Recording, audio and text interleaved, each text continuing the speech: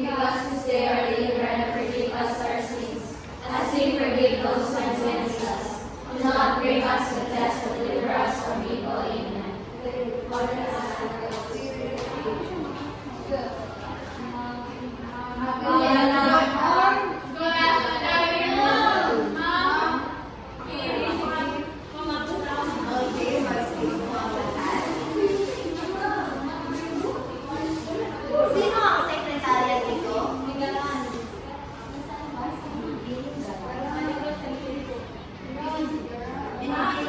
May lumiban ba sa ating class mo? Mabuti. Bago ako magsimula ay nais ko lang magpapaalala sa mga alitutulit sa loob ng klase. Una ay ang dapat pumasok sa klase ng maaga at iwasan ang pag-ibig. Pangalawa, itanong ng maayos sa guro kung may hindi naunawaan sa aralin. Pangatlo, panatilihin malinis ang silid-aralan at itapon ang basura sa tamang pusahan.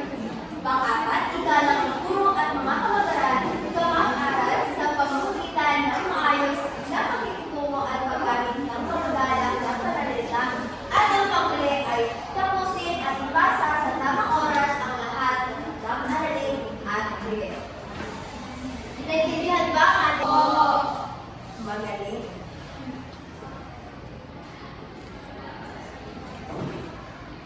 Bago tayo magsimula ay gusto niyo ba magkaroon muna tayo ng laro?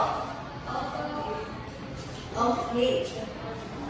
Ito ay tinatawag na ang ating laro ay tinatawag na buuin mo ako. Mayroon ako mga strip of words sa loob ng sobre at nakatago ito sa ilalim ng inyong mga upuan. Pagtitignan kung meron na ba mga sobre sa inyong mga upuan.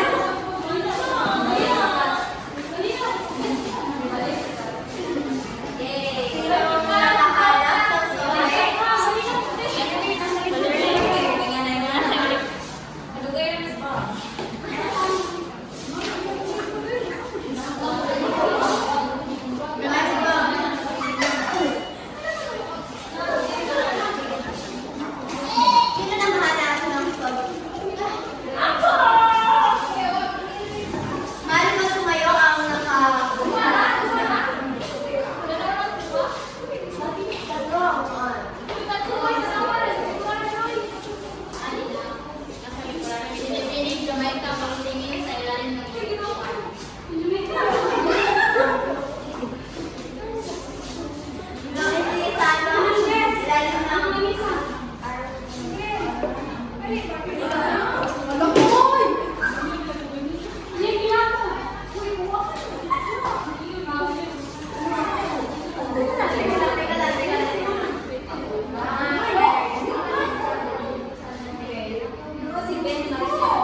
Okay, ikaw una Valerie. Pangalawa si Binibini Gustola at panghuli si Binibini.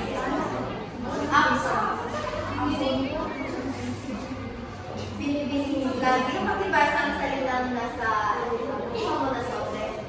Si Ana pumunta paaralan ang Maaari mo ba lang ayusin upang maging tamang pag-uusap?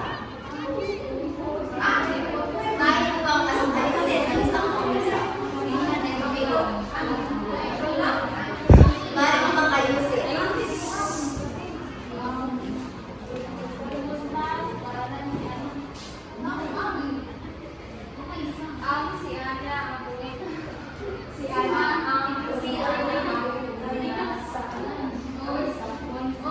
Anong salitang ay hindi, dadagdagan nyo. Kaya magpuin mo.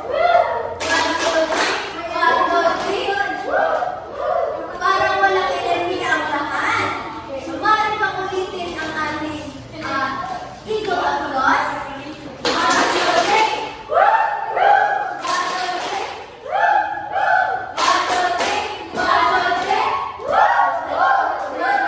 Salamat. Napansin niyo ba sa mga salitang sa at na? Ngayon, ano ang tawag sa mga salitang yun? Conjunction. Ano nga sa Tagalog? O sa Tagalog? Teacher!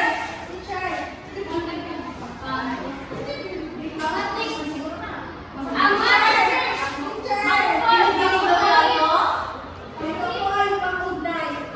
Magaling, bigyan natin ng tatlong palakpak sa Binibining ko Franco. Mahusay. Yan ang ating tatalakayin ngayon, ang mga pangugnay. At ang magtatalakay ito ay si Binibining Ama.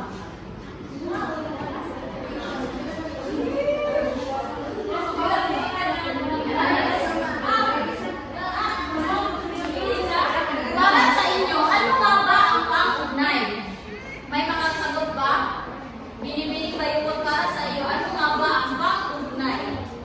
Base sa ginawang aktibidad kanina.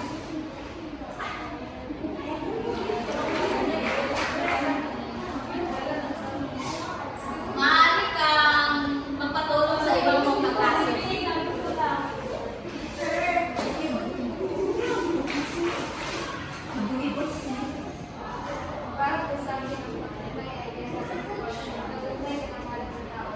Tama!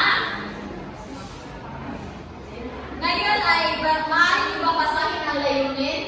Nag-iisa-isa at natutukoy ang iba't ibang uri ng pag-ugnay, pangungkol, pangangig at pangangkop. Nagagamit ang angkop ng pag-ugnay sa pag-uugnay ng mga salita, parilala, sugnay at pangungusap. Nakakabuo ng isang maikling kwento ang kasalaysay na gumamit ng gustong mga pag-ugnay. Ang focus ng kasanayan sa file ay ang paggamit ng angkop na pag-ugnay ay bilang naglapas sa sunod ng mga pangyayari sa naging kwento. Ang pag-ugnay ay nagsisilbing tunay sa isang salita sa iba pang salita. Ano bang salitang nabuugnay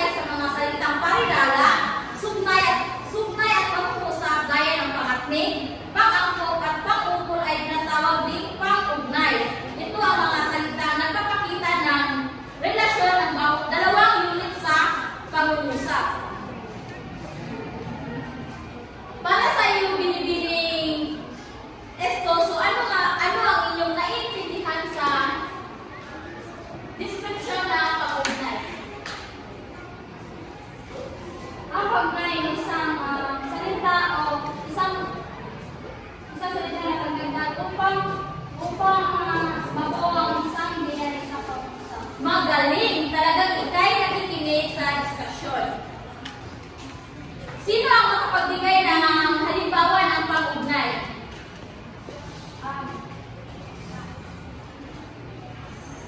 Halimbawa sa pangungusap. Binibining ba yung ugot? Maaari ka bang tumayo?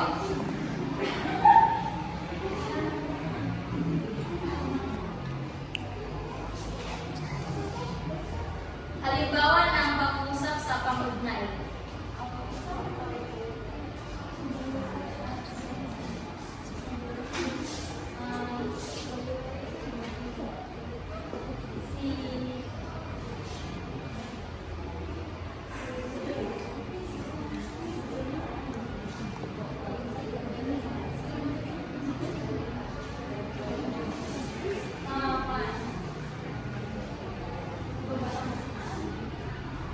Pwede. Pakiulit nga, binibining ba yung ugot?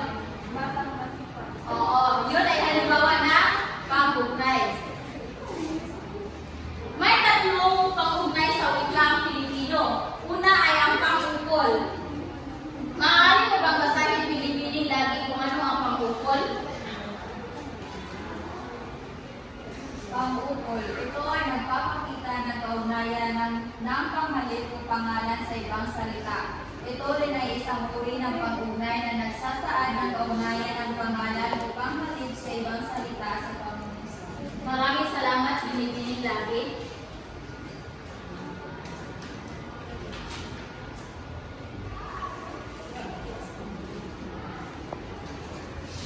Sa pag-ukol ay mayroong mga salita maaari gamitin sa paggawa ng pag-uusap. Halimbawa nito ay kay, hina, ng mga ni, hina, ayon sa o ayon kay at sa. Sa halimbawa ay gusto ni Sharon si Gabi sa kanilang pelikula. Ang salita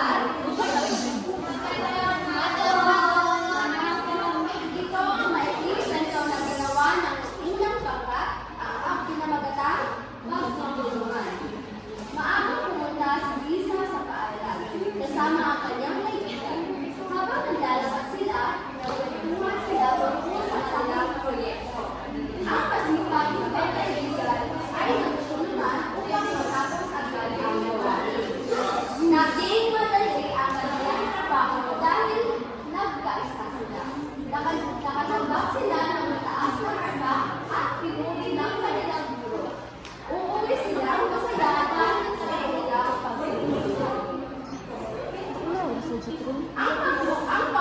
Ang pag-ugnay dito ay ang sa, dash, LG, ang na, ang an, at ang dahil. Yun lamang po at maraming salamat. Mag-ibigay natin ang unang bangka ng tatlong bagsak. Mag-iulit, bigyan natin sila ng tatlong bagsak. Ngayon, ay tumako naman tayo sa dalawang bagsak.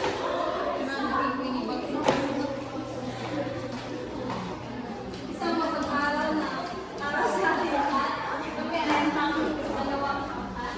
At aming pamilya ay isang musikan ng batang babae ang naglalakad papunta sa paaralan, kasama ang kanyang kaibigan. Maaga sila umalis upang hindi makulit ang nasi. Kapag naglalakad, nakita nila isang matanda babae na nahihirapang tumawid, kaya tinulungan nila ito. Natuwa ang mga at nagpasalamat sa kanilang mabuting ginawa at naging masaya ang kanilang araw. Ang ginamit natin na pangako ay na papunta sa kasama ang kanyang entry upang kaya at maraming salamat. Dalawang pagkat ngayon ay tumako naman tayo sa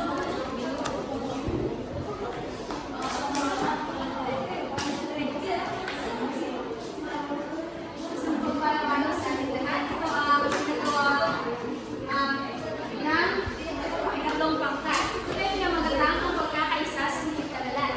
Sa paaralan, napansin ni Ana na maraming basura sa silid-aralan.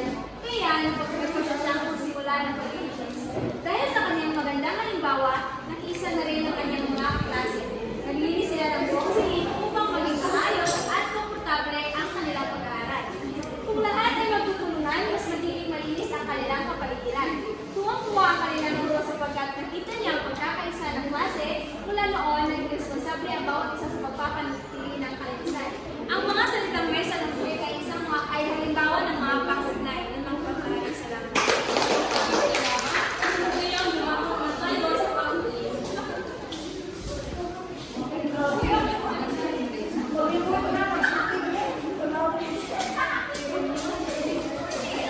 Magandang hapon sa ating lahat. Magandang hapon sa ating lahat. Magandang hapon!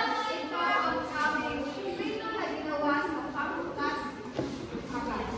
Ang kwento ni Yuko. Isang araw ay pumunta si Yuko sa paaralan. Pagdating niya sa kanilang sulit-aralan, nakita niya ang kanyang mga kaklase na abala sa pag-aaral. Nakatanong siya sa kanyang kaibigan na si Garan. Garan, may masulit ba ngayon? Hindi mo ba alam? Hindi. Sumagot ito ng oo. Pagkatapos,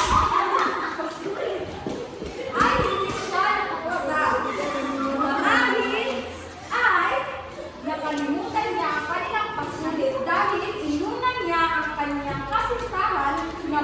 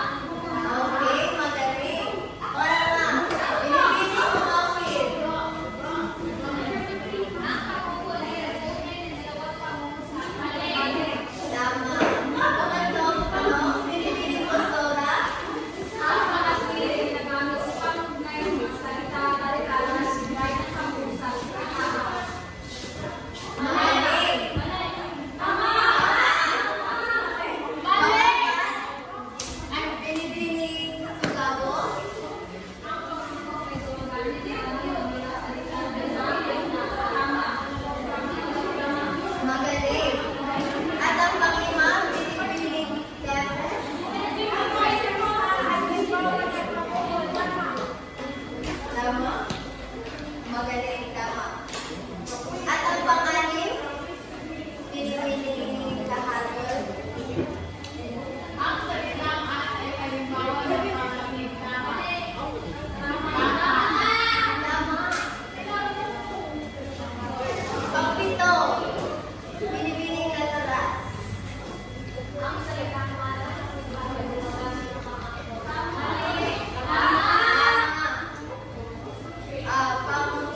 Pangulo, pinipiling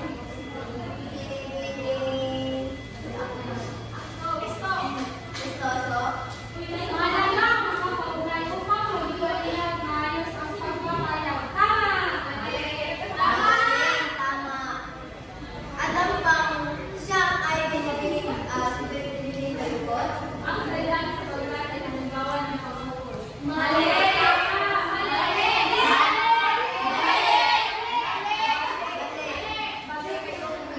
At ang panghuli, pang-sampo, pinipiling lagi. Ang gusto paggamit ng mga pangunay ay nakatulong sa malinaw na pagkakabusap at pagsulat.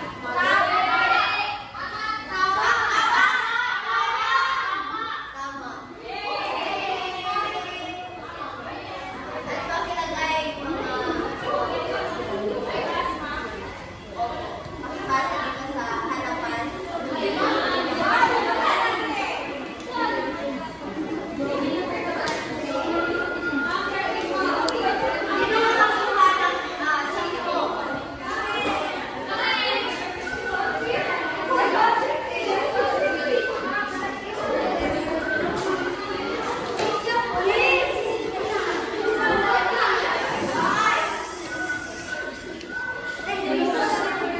Pag tinuod mo ba kaya apit ka? Tunay na kayo, tunay na natutunan ninyo ang mga pagkakunay.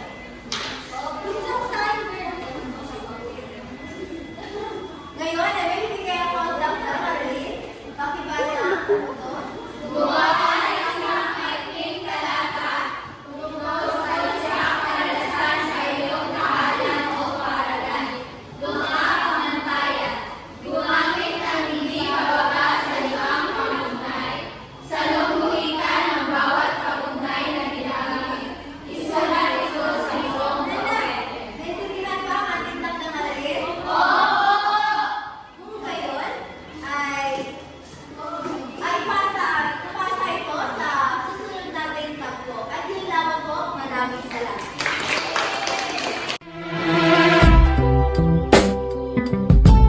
Yeah, yeah, yeah. That's the way every day